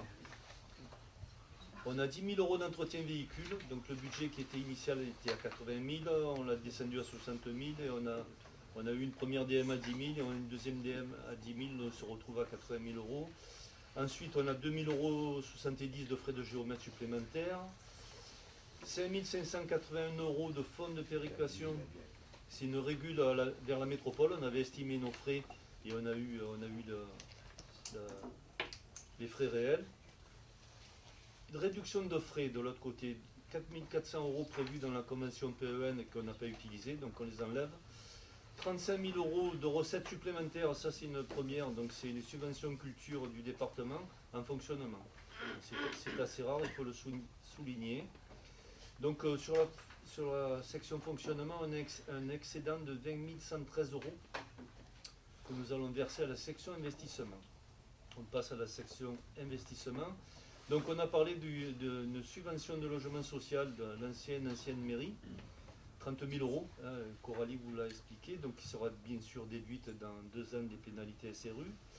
Ensuite on a 4 000 €, il faut réparer en urgence un plafond aux 4 tours pour le CASL qui est en train de s'effondrer. Et les travaux supplémentaires de la place Caire, on en a parlé aussi, 15 000 €. Donc on a enlevé sur le budget investissement 35 000 € pour les façades qu'on n'a pas utilisées. Et en recette, on a des subventions qui sont arrivées. Donc 1114 € pour l'achat de capteurs CO2 dans les écoles et les cantines qu'on avait déjà posé. 8 750 € la subvention Plasquer qui correspond aux 15 000 €. 9 290. Ouais, je ne suis pas là. 8 000, 15 000 8 750 € subvention Plasquer. D'accord. C'est en rapport avec avec les 15 000. 15 000. D'accord. Faites bien je vais un peu vite peut-être. 9 298 €, c'est les proxys qu'on a, pour l'allée des Chaumes. Donc c'était des dépenses qui étaient inscrites en DM2. Donc on inscrit les recettes, pareil à hauteur de 70%. Et 106 000 € de subvention du CD13, c'est les amendes de police qu'on va utiliser pour les voiries. Donc au total, nous avons un excédent en fonctionnement de 20 113 €, un investissement de 111 162 €. Donc on a une DM avec un budget positif de 131 275 €. Nous allons les mettre en dépenses imprévues. Il faut savoir que cette DM positive améliorera nos résultats 2022. 106 000 d'amende. Oui. Ça correspond à quoi? C'est un gars qui a mis une grosse amende. Ah, il s'est lâché. C'est un gros excès de vitesse. Il était vraiment mal garé. Ça correspond à quoi? Non, mais c'est. Je sais pas. Non, c'est la totalité des amendes. C'est quoi? C'est un an d'amende? Non, la conséquence de l'utilisation, c'est Ok. En fait, quand on a une amende de police, ça revient dans un fonds qui est géré au niveau départemental.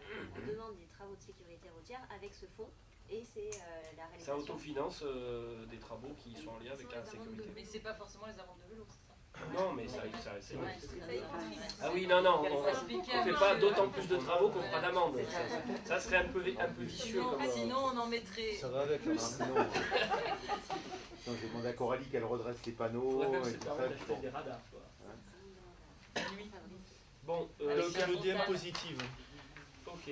S'il n'y a pas d'autres questions, on passe au vote. Qui est contre? Qui s'abstient? Ok, je vous remercie. Rapport numéro 12. Autorisation d'engager, de liquider, de mandater le quart de crédit budgétaire d'investissement dans le vote du budget primitif. Donc ça, tu veux bien Albert, on va aller assez vite. Très vite. Voilà. Le vote du budget est prévu en mars, début mars. En attendant, si on veut continuer à fonctionner, il faut qu'on débloque de l'argent pour nos investissements. Donc le quart des investissements, c'est 745 834 €. Donc on vous demande de pouvoir voter le... Mais tout le monde sait de quoi il s'agit là. Mais on en a parlé, en tout cas pour nos élus, je pense qu'ils le savent, on en a parlé tous ensemble à chaque fois qu'on a eu à le faire. C'est ce quart d'investissement qui permet de ne pas se retrouver en rupture entre le moment où on vote le budget et pendant le temps où il faut faire marcher les services. C'est pas attribué à des projets précis, hein, c'est des quarts. Vous avez la liste là. Oui, mais... Vous avez la liste 2022 et c'est le quart qui va être débloqué pour 2023. Il y a des sommes qui sont un peu... Oui, mais c'est pas... c'est pas le montant qui m'affole. C'est la ligne à quoi ça correspond. C'est 69 000 l'acquisition de matériel technique, ok, mais il y a des choses... travaux sur bâtiment, je suppose que c'est Plasquer et tout le reste. Non, mais vous savez, en fait, nous, on n'inscrit pas des choses qu'on n'a pas mis, qu'on n'a pas inscrit à notre budget. Hein. Donc je veux dire, c'est pas pour des choses qu'on a inventées ou depuis ou quoi, c'est juste pour faire marcher les dépenses et assurer les factures qu'on doit assurer dans le temps où on n'a pas encore voté le budget qui suit. Et c'est des valeurs maximales, hein. Ça ne veut pas dire qu'on va les dépenser, c'est pour nous permettre de fonctionner uniquement. Est-ce que c'est bon pour vous, on passe au vote? Qui est contre? Qui s'abstient? Merci. Rapport numéro 13, étude de l'opportunité de réaménagement de la dette. Albert, vite fait. Donc on avait voté la convention avec Société Combo Finance. Donc vous avez eu l'analyse faite par Agnès, par notre service finance. Donc deux solutions, rachat sans financement et rachat des 4 emprunts avec refinancement. Donc option 1, dans une conjoncture, donc il faudrait qu'on sorte 568 135 € plus 24 000 € de frais de remboursement anticipé. Et l'option 2, on voit bien qu'on a une différence entre une charge supplémentaire pour la commune sur la durée totale de 116 000 €. Donc pour nous, ni l'option 1 ni l'option 2 sont intéressantes. Voilà, j'ai été rapide. Vous aurez bien compris que 568 000 € pour racheter une dette, finalement, c'est un luxe parfois pour les gens. C'est-à-dire qu'il faut avoir les moyens de le faire. Et aujourd'hui, je suis désolé de vous dire qu'on n'a pas les moyens de le faire. Et pour le rachat des 4 emprunts, quand on regarde l'économie qui est pour ce qui doit être engagé, ça ne vaut pas le coup, quoi. Donc nous, on pense que ça ne sert à rien de le faire pour l'instant. On va se contenter d'en rembourser tant qu'on peut et de survivre. Donc, avez-vous des questions? On passe au vote. Qui est contre? Qui s'abstient? Je vous remercie. Rapport numéro 14, marché d'assurance couvrant les risques statutaires du personnel. Albert, très rapidement. On passe au vote. C'est le maire à fin. Non, c'est vous, monsieur, qui avez demandé à ce que ça aille un peu plus vite. J'ai rien dit, moi. Ah, si. Donc, un rappel, les collectivités territoriales sont en auto-assurance. Elles ne cotisent pas à la sécurité sociale concernant les absences pour des raisons de santé de leurs agents fonctionnaires. Sachant qu'avec ces assurances, on est remboursé que sur la partie traitement et pas sur l'IFCE. Donc on avait en 2018 un contrat avec Aster à 61 000 €, en 2019 avec Segurex à 62 000 €, en 2020 on signe avec Sofaxis Alliance, 61 000 € en 2020, 62 000 € en 2021 et 90 000 € en 2023. On en avait parlé, on l'avait voté, ça avait explosé. Donc le contrat arrive à échéance 2022, on lance un appel d'offres qu'on avait décidé. Un seul candidat a été retenu en commission le 7 décembre, c'est General Levy pour 61 000 € de 196. Donc par rapport au dernier montant qu'on payait, on a une économie de 30 000 €. Il faut savoir qu'en parallèle, le CDG 13 a mené une consultation mutualisée et le montant qui nous aurait été imputé aurait été de 95 000 €. Donc on peut, a bien fait de se débrouiller se féliciter, on peut féliciter nos services d'avoir mené cette démarche. Un petit point qu'on avait évoqué en commission d'appel d'offres, on n'a pas la maternité dans ce coût. Donc c'est un coût annuel de 14 000, qui est un équivalent de 2 grossesses par an. Donc, mais oui, dans les statistiques. on parle argent. Oui, on l'a raisonné comme ça. Oui. Donc on a pris la décision de pas les... Désolé mesdames. Voilà. Monsieur aussi. Non mais ça tient tout simplement compte de la réalité et de ce qui se fait statistiquement. Donc, vu la pyramide des âges de la commune, voilà. Est-ce qu'il y a des questions? On passe au vote. Qui est contre? Qui s'abstient? Merci, je vous remercie. Il faudra juste être prudent de ne pas se faire encore planter au bout d'un an. Et oui. Et ça, on n'est pas à l'abri. Rapport numéro 16, régularisation des modalités de prise en charge. Et le 15, si vous le voulez bien, ne me faites pas aller trop vite. Il s'agit d'attribution de bons cadeaux pour les fêtes de fin d'année pour les enfants en école élémentaire sur la commune de Velot qui sont trop mignons. La rapporteure est Madame Nathalie Boll, mais qui n'est pas là. Et donc c'est Cathy qui va brillamment la remplacer. Brillamment. Donc la commune, elle souhaite, comme chaque année, offrir des cadeaux pour les fêtes de fin d'année aux enfants qui sont scolarisés sur les groupes scolaires de Velot, Jean Jaurès et Jean Genot. Pour les enfants qui sont inscrits en école maternelle, ils recevront un livre chacun. Cependant, il est proposé pour les enfants qui sont inscrits en école élémentaire de recevoir un bon cadeau qui correspond à une place offerte, un tarif réduit pour un spectacle à l'espace Nova de Velot pour une place achetée plein tarif. Le bon de cadeau, il sera valable dans la limite des places disponibles pour les spectacles de l'année 2023 suivante. Je suis Tigre, le 10 février 2023, Clic, du 3 mars 2023, Le Comte de Monte Cristo, du 7 avril 2023, Les Nuits Barbares, du 26 mai 2023, tous les spectacles non programmés à ce jour entre septembre et décembre 2023, hors les spectacles Village 42. Le bon de cadeau ne pourra en aucun cas être cessible. Il devra être présenté lors de la réservation des places à l'espace Nova Velot. Tous les écoliers de la commune inscrits en école maternelle et en école élémentaire recevront ce cadeau. Dans un sac contenant également un goûter qui est confectionné dans les cuisines scolaires de la ville. Donc le conseil municipal est invité à se prononcer sur la gratuité d'une place tarif réduit pour l'achat d'une place tarif plein pour les enfants inscrits en école élémentaire sur la commune à la date de la présente délibération. Cette année, il n'y a pas de bonbons. Pas de bonbons. Ah bien, dans le sac, quand même, avec le bouquet. Moi je tiens à rendre hommage quand même au service des cantines et qui font un travail exceptionnel, vraiment. Hein. C'est-à-dire que non seulement ils font un travail avec des associations comme Loubatas qui permettent de faire des super plats avec des produits qui sont des produits de qualité, des produits locaux. Mais en plus de ça, il n'y a qu'à voir le mois dernier, ils ont recréé la journée du Beaujolais nouveau avec du jus de raisin, avec des tartines et tout. Franchement, pour y aller de temps en temps régulièrement, je peux vous dire qu'on a vraiment de la chance d'avoir des services et vraiment on a de la chance. Et bon voilà, l'idée c'est toujours pareil, hein, c'est de faire mieux avec moins. Je crois qu'avec cette offre-là, et puisqu'on a pu voir déjà les retours qu'on a eus aujourd'hui, c'est ça Cathy, on s'aperçoit que parfois en étant un peu créatif, et je parle pas pour moi mais pour les services, on peut faire des choses sympas avec finalement en faisant aussi parfois un peu des économies et puis pour le bonheur des enfants. Donc moi je salue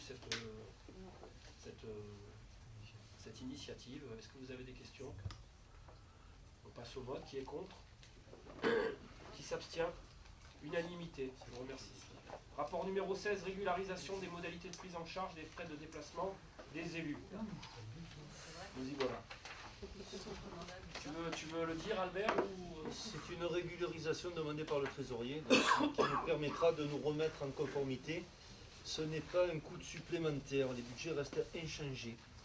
Donc les frais concernés, c'est les déplacements pour se rendre à des réunions hors du territoire de la commune, mission dont l'objet relève du champ de délégation des élus. Il faut savoir que quand même, il faut qu'il y ait un ordre de mission préalable signé par le maire. Et ces frais sont valables pour les déplacements nationaux hors périmètre de la ville et pour les déplacements internationaux. On en a quelques-uns qui sont prévus. Alors, faut trouver le bon truc. Je vous laisse monter dans les tours. J'aurais quand même imaginé, attendu un peu plus de réaction de votre part, avant de donner l'explication un peu plus rationnelle. Donc voilà, effectivement, c'est histoire de pouvoir être un peu plus dans les clous en termes souvent de remboursement. Pour info, il y a beaucoup de fois où on est carrément, finalement, on renonce et on paye tout parce que c'est tellement compliqué d'arriver à être remboursé. Je vais prendre un exemple qui va concerner notre DGS parce que c'est juste pour marquer les choses. Quand on a dû l'année dernière aller au congrès des maires parce qu'on y allait, parce qu'on avait des choses à voir en fonction de nos projets d'investissement, donc il fallait qu'on y aille. Historiquement, toutes les places, que ce soit de train ou d'hôtel, étaient prises par une agence de Lolo. Nous, quand on a regardé ça, on s'est dit c'est ridicule, c'est vachement plus cher. On va prendre les Ouigo, on prend des places, on avait des places à 20 balles, 30 balles. On a tout commandé, on a pris un hôtel beaucoup moins cher, franchement. Et c'est notre DGS qui a tout avancé. Hein. Donc on est quand même dans une situation un peu ubuesque. Hein. Bon, maintenant elle nous connaît un peu mieux, elle le fera plus. Mais elle avait plus de facilité à se faire rembourser après que nous, élus, parce qu'il fallait rentrer dans des espèces de circonvolutions administratives qui sont juste ingérables. Donc on a voulu simplifier ça, non pas pour se faire la gaufre de partir en voyage tout le temps, mais pour qu'au moins quand ça doit arriver, on le fait. Pourquoi l'international? Pour une raison très simple, j'adore les Baléares. Non, je déconne. Non, pour une raison très simple, c'est qu'aujourd'hui on a une relance de Isola de Varese pour notre jumelage et qu'il est possible, même si franchement c'est pas encore fait, loin de là, mais il est possible qu'il y ait un échange et qu'à un moment donné je sois obligé de me déplacer pour aller rencontrer mon homologue pour redonner un élan à notre jumelage. Et dans ce cadre-là, il faut que ce soit international. Voilà, ça ne va pas plus loin que ça. On ne sait pas si on s'en servira, mais dans la mesure où il est possible que ça arrive, au moins on le met dedans. Voilà. Est-ce qu'il y a des questions? On passe au vote. Qui est contre? Qui s'abstient? Unanimité, je vous remercie. Rapport numéro 17, modification du règlement intérieur du conseil municipal. Frédéric Lagescarde, tu as la parole. Vu la délibération numéro 01-10-20 en date du 1er octobre 2020 portant adoption du règlement intérieur du conseil municipal, informe l'Assemblée délibérante qu'il convient de mettre à jour le règlement intérieur du conseil municipal suite à l'ordonnance numéro 2021-1310 du 7 octobre 2021 portant réforme des règles de publicité, d'entrée en vigueur et de conservation des actes pris par les collectivités territoriales et leurs groupements. Cette ordonnance est entrée en vigueur le 1er juillet 2022 et modifie notamment les articles 21, 22 et 23 du règlement intérieur du conseil municipal. Il convient également de modifier l'article 25 du règlement intérieur du conseil municipal portant sur les modalités d'expression des groupes politiques dans les communes municipales et sur le site internet de la ville. En effet, à compter de janvier 2023, le magazine d'information municipale sera bimestriel. Indique que ce document précise les modalités de fonctionnement du conseil municipal et qui peut être déféré au tribunal administratif. Et on demande aux conseillers municipaux de se prononcer sur le projet de modification du règlement intérieur préalablement soumis à votre examen. Donc pour aller au-devant de certaines questions, effectivement, il y a 3 raisons à ça. La première, elle est économique. Le fait de faire un nouveau journal, voilà, un nouveau journal veloxien. Aujourd'hui, avec le prix des matières premières et notamment du papier, on est carrément parfois en rupture d'approvisionnement. On est sur des sommes qui doublent voire triplent aujourd'hui aussi sur le papier. La question qu'on s'est posée, on a trituré un peu de toutes les manières possibles. On voulait redonner aussi un peu un élan, c'est marquer un petit peu l'empreinte sur une nouvelle façon de mettre en place une rédaction, d'approfondir les sujets, d'avoir un magazine qui soit un peu plus épais, où on pourra avoir une meilleure maîtrise techniquement de la rédaction, c'est-à-dire le nombre d'articles qu'on peut avoir, le nombre comment on appelle ça, les lettres, là, comment ça s'appelle, le nombre de caractères par page, donc ça nous permet d'avoir une beaucoup plus grande liberté. On avait aussi une personne qui avait rejoint l'équipe communication pour tout ce qui est rédactionnel et mise en page. Donc c'est une économie pour nous par rapport au fait qu'avant tout était externalisé, et en même temps ça nous laisse aussi une plus grande liberté d'action. Donc je pense que le prochain numéro va marquer vraiment une différence et permettra d'avoir des articles un peu plus profonds, un peu plus complets, et avec une esthétique vraiment qui sera sympa. Ça permet aussi à notre service d'avoir un peu plus le temps d'aller au fond des sujets, parce que c'est vrai qu'en le sortant tous les mois, eh bien, on s'apercevait qu'ils n'ont pas le temps finalement de travailler sur les dossiers. C'est toujours une course. Dès qu'on fait les comités de rédaction, on n'a pas le temps d'avoir du recul. Il faut déjà de faire prendre des décisions. Eux, ils sont obligés d'aller vite, et on n'a pas le temps d'avoir finalement un travail journalistique de qualité. Avec le bimestriel, ça donnera une plus grande latence pour pouvoir travailler les sujets et être complet. Et je crois que c'est à peu près les 2 raisons, ou les 3. Je sais pas. Effectivement, au niveau des coûts, on a eu la fin du financement au niveau de la distribution, et pour l'instant on a une économie de plus de 10 000 euros par an, voilà, au niveau de la distribution et de l'impression. Voilà, est-ce que vous avez des questions? Bah oui, monsieur le maire, vous vous doutez bien. Oui. Nous on perd de la visibilité. Nous aussi. Merci. Tout le monde. Ah oui, c'est votre choix, c'est pas notre choix. Mais c'est d'ailleurs pour ça que vous pouvez voter pour ça. C'est ça. Mais nous, voilà, au vu de la volonté déjà de faire un peu des économies, mais aussi d'arriver à maintenir une qualité journalistique et de notre magazine, ça faisait longtemps qu'elle était en suspens, hein, cette question-là. Et puis on a aussi regardé ce qui se faisait autour de nous. Hein. Quasiment toutes les villes autour de nous, ou parfois même semestrielles. Et sinon beaucoup bimestrielles, parfois trimestrielles aussi. Il y a très peu de communes aujourd'hui qui maintiennent ça. C'est pas qu'on a voulu se mettre au niveau de la branche la plus basse, mais c'est un ensemble de réflexions qui nous ont mené à nous dire que pour arriver à améliorer la qualité et l'épaisseur de ce qu'on fait, et en plus en faisant des économies, c'était la meilleure option. Après, il y a toujours les autres outils de communication qui sont utilisables.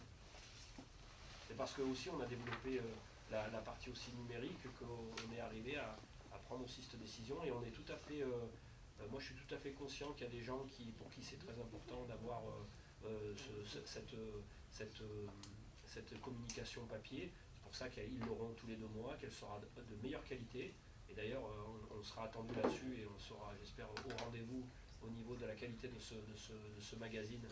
Et puis on fera le point, on fera un point de toute façon, hein, je vais vous dire, là on passe encore une fois une période qui est très contrainte, on verra bien, on fera le point dans un an. Monsieur Guilleux. Le délai de transmission des tribunes restera inchangé. Alors je vais pas... On vous fera part d'un nouveau calendrier. On va travailler là-dessus et on vous fera part d'un nouveau calendrier. Ce que je suppose. C'est toujours le 15 du mois précédent la parution. D'accord. Parce que comme le papier sera plus dense, j'imagine qu'il faudra un peu plus de temps pour l'imprimer, donc du coup le délai non, sera... ça n'a rien à voir. D'ailleurs le papier, c'est du papier qui est du papier aussi recyclable, on travaille aussi là-dessus. En même temps c'est pareil, voilà, je veux dire, ça vous laissera aussi peut-être plus le temps aussi de rédiger si on a un peu plus d'espace, ça peut être bien aussi.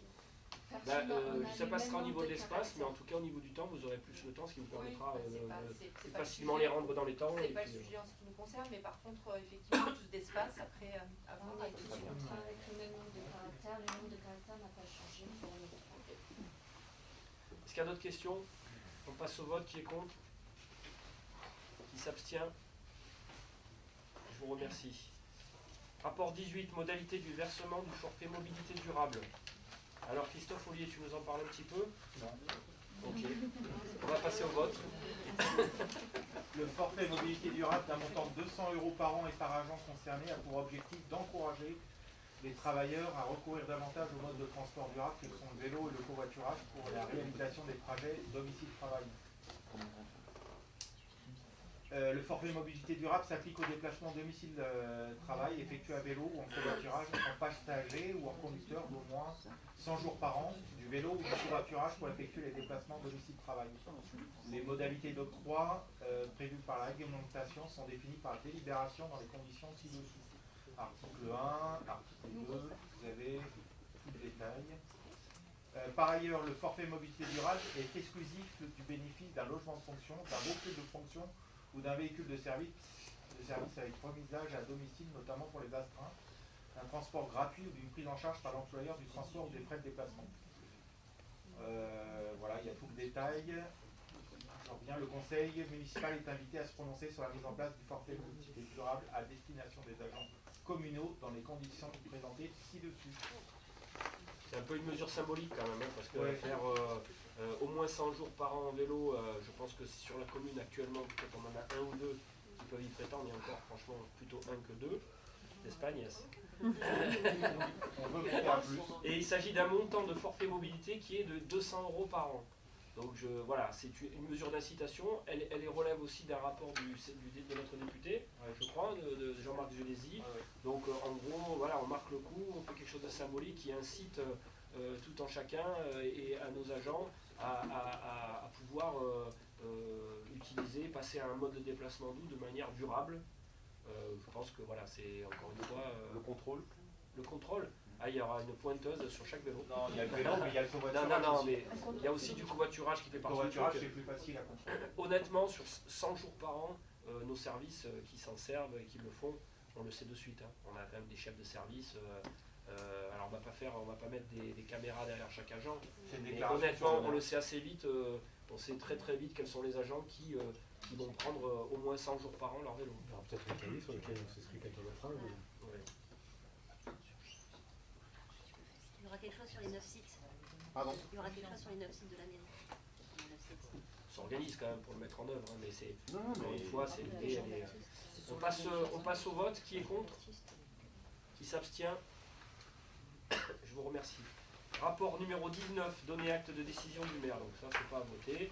Donc comme à chaque fois, bon là il s'agit de convention de mise à disposition ponctuelle, minibus pour l'Astro Club, mise à disposition ponctuelle minibus pour les Amis de l'Arbois, convention de mise à disposition de local municipal pour l'association Sport 13, convention de mise à disposition de locaux municipaux pour l'association Club Denis Padovani, mise à disposition ponctuelle de minibus pour vélo arts martiaux, convention de mise à disposition de locaux municipaux pour le FCPE, les parents d'élèves du collège Rupertus Vélo et le comité des fêtes de vélo, convention annuelle de partenariat culturel Provence en Seine, ça c'est le fameux catalogue saison 13 du département avec lequel on travaille et avec lequel on va travailler encore plus, convention annuelle de partenariat culturel jeunesse en Provence avec le conseil départemental des Bouches-du-Rhône, convention de mise à disposition de locaux municipaux, association des parents d'élèves de l'école Jean Giono.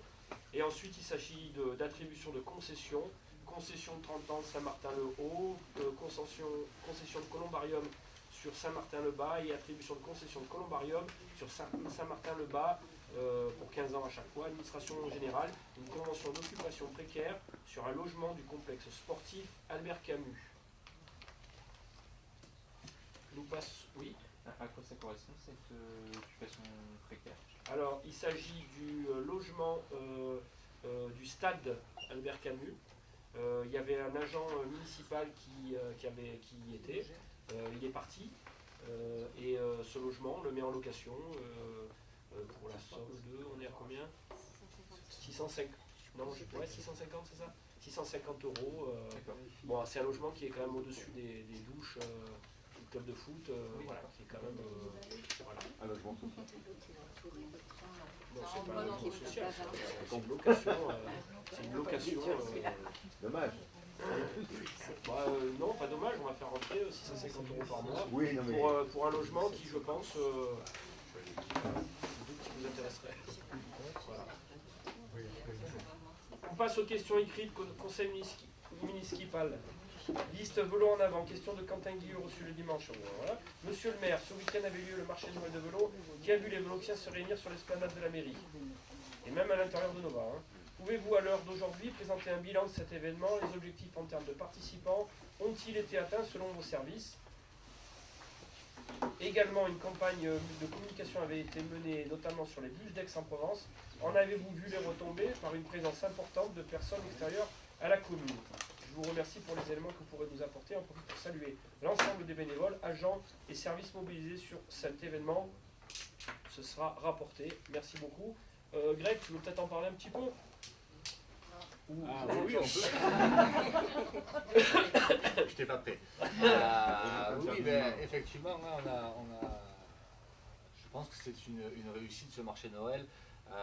On peut effectivement féliciter les services de la ville qui se sont mobilisés, qui nous ont organisé un très beau marché de Noël. En termes de fréquentation, merci. On estime, la société donc, de sécurité qui était présente sur cet événement nous annonce à peu près 4000 personnes sur ces 2 jours et demi. Donc ce qui est plutôt pas mal sur cet événement-là. Bon après voilà, pour ceux qui ont pu venir découvrir ce marché de Noël, voilà, c'est un marché quand même de qualité. Et pour rebondir du coup par rapport à tout à l'heure, les 80 € qu'ont pu payer les exposants à Ventabren, autant vous dire que les exposants ici n'ont pas fait le même chiffre qu'ils ont pu faire à Ventabren. Parce qu'on était sur autre chose, complètement différent, des produits différents aussi, et un marché de qualité. Voilà. C'est pour rien. Merci. Mais avec grand plaisir. Non, voilà. Question de Didier Debarge reçu le dimanche. Reçu, on va dire. À l'échelon national, le taux de chômage semble baisser en 2022. Qu'en est-il pour Vélo? Et plus précisément, quelle est l'évolution du nombre de demandeurs d'emploi et quels sont les domaines dans lesquels portent essentiellement leurs recherches? Tu réponds, Greg? Je peux répondre aussi. Effectivement, en mars 2021, nous avions 530 demandeurs d'emploi. À octobre 2022, parce que du coup les stats Pôle emploi pour le moment s'arrêtent à octobre 2022, parce que l'année n'étant pas terminée, nous sommes à 480 demandeurs d'emploi. Donc effectivement, il y a bien une baisse sur la commune d'une 50aine de demandeurs d'emploi. ce qui représente environ 10% de baisse sur la commune. C'est bon? Juste, il n'y a pas que ça dans ma question. Peut-être pas y répondre maintenant, mais... Si, on peut. C'est quoi? Alors attends. Les zones d'activité. Dans quoi ils cherchent? D'accord, on est beaucoup sur du tertiaire. Tertiaire, essentiellement. Pas l'industrie. Pas tellement. Non, franchement pas tellement. Beaucoup de créateurs d'entreprises aussi. Aussi beaucoup, franchement on a beaucoup, franchement ça c'est vrai, on peut le souligner. On a beaucoup de porteurs de projets qui nous sollicitent, c'est d'ailleurs pour ça qu'on... J'en entends parler. Hein? J'en entends parler. Bah oui. Ouais, mais c'est vrai, hein, c'est vrai que pour ça, mais c'est génial d'avoir autant de porteurs de projets sur la commune. C'est pour ça qu'on travaille du coup avec, dans ce partenariat avec l'initiative IPS. C'est ça, IPS, qui font un travail remarquable, on l'a déjà dit, mais honnêtement, ils accompagnent très très bien nos porteurs de projets. Mais pas que, hein, puisqu'on travaille aussi avec la mission locale, du coup, avec des permanences pour les 16-25 ans, des permanences chaque semaine également en mairie pour tout le monde, hein, avec le Pôle emploi. Donc voilà, il y a quand même pas mal de choses qui sont mises en place pour nos demandeurs d'emploi, et en tout cas, on se réjouit de voir cette baisse sur 2022. Voilà. Si je peux me permettre juste de rajouter quelque chose par rapport vous avez demandé au niveau des retombées, au niveau des gens qui sont venus. Je voudrais quand même rajouter que ça a été un très gros boost, à la fois pour les locations d'appart-hôtel, pour les Airbnb et pour les restaurants qui ont souligné le fait qu'ils ont cartonné pendant ce week-end-là. C'est-à-dire que tous les gens qui sont venus, les exposants qui sont venus de l'extérieur, ont été logés sur place, ont consommé sur place, et ça a été remarqué. Moi j'ai eu des retours des restaurants autour qui ont eu leur chiffre d'affaires impacté par cet événement. C'est important de se dire qu'au-delà des choses qu'on va analyser tous ensemble en termes de coûts, tout ça, je ne sais pas si je l'ai déjà dit, mais je vous le dis honnêtement, cette opération-là, peut-être que j'aurais hésité à la faire si on avait commencé à travailler dessus un peu plus tard, avec ce qui est en train de se passer. Maintenant, une fois qu'on part dedans, une fois qu'on met en place un truc comme ça, il faut le faire bien, il faut être ambitieux. Donc on a voulu le faire comme il faut, et honnêtement, on a cartonné. Il faut le dire, moi je suis désolé, il y a des fois on se manque, mais moi je vous le dis, on a cartonné sur ce marché. Il faut savoir aussi être content et dire que les choses ont bien fonctionné, parce que tout a été bien géré, à la fois par les services, par les élus, et que les gens ont été au rendez-vous pendant les 3 jours. Et c'était pas gagné, franchement, le nombre de marchés qu'il y a autour de nous. Mais il faut savoir aussi que ces événements-là, ils servent vraiment à booster notre économie locale, notamment nos restaurants. Alors bien entendu qu'il y aura toujours des gens qui trouveront qu'on n'a pas fait assez pour eux, mais on essaie de faire pour le mieux, et moi je peux vous garantir, et on a des chiffres à l'appui, que la commune, elle aide dès qu'elle peut tous ces commerces, toutes ces entreprises, et notamment en termes de commandes et toutes ces choses-là. Aujourd'hui, on est droit dans nos bottes là-dessus, et on a nos factures pour le démontrer. Mais en tout cas, c'était important aussi de dire que ça a aussi un impact à ce niveau-là. On passe à la question de Valérie Merle. Alors j'adore, c'est toujours question posée par un Voloxien. Non, mais ça. Si vous le relevez à chaque fois, ça me... Ben oui, mais parce que c'est... Voilà, ok. Une remise en état du parking de la Palin est-elle prévue? Alors effectivement, on l'a évoqué déjà. Je vous l'ai dit. Le parking de la Palin, c'est un projet qui ne pourra pas se faire sur ce mandat-là. Donc la réponse est non. Tout à fait. Comme je vous répète en fait la réponse que je vous ai déjà donnée. Aujourd'hui, les projets qu'on va mettre en œuvre et en plus de ça, qu'on va essayer de maintenir et qu'on va peut-être pas... On va voir comment on va pouvoir le faire, mais la question, ça reste très compliqué aujourd'hui. Du coup, on ne va pas remettre en plus le projet de la Palin qu'on avait déjà annoncé pour plus tard. Juste du parking, enfin la remise en Le état. parking, de la remise en état qui n'est pas juste. Enfin, je veux dire, c'est pas un petit dossier. Je vous en avais parlé la dernière fois, je vous avais dit qu'il y avait des gros problèmes d'écoulement d'eau et qu'il fallait l'appréhender d'une manière aussi très hydraulique, la remise en état de la Palin. Donc ce travail-là, il ne peut pas se faire de manière aléatoire, il faut qu'on ait une vraie commission, une assistance d'ouvrage.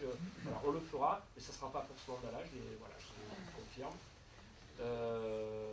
Question 2.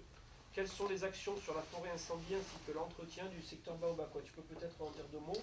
Oui, donc suite à... Fabrice Matois. Donc dès la fin de l'été, dans le souci de sécuriser les lieux, donc on est à proximité d'habitants, métropole, afin de traiter le chantier, et donc ça a été validé. Théoriquement, les travaux doivent être effectués au premier semestre 2023. Une réunion de préparatoire en début janvier. J'avais annoncé une réunion avec les riverains.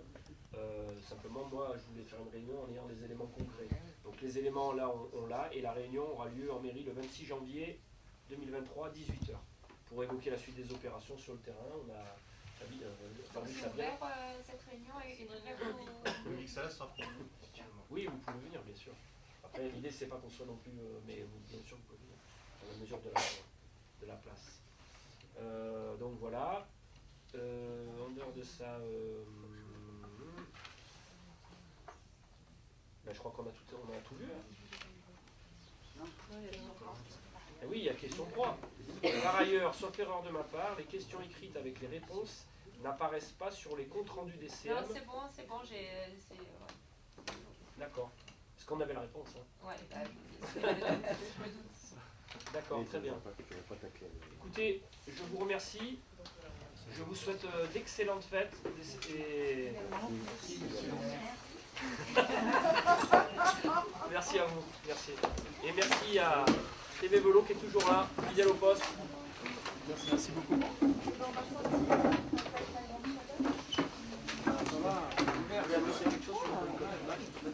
Non, monsieur, non. Je ne suis pas descendu dans le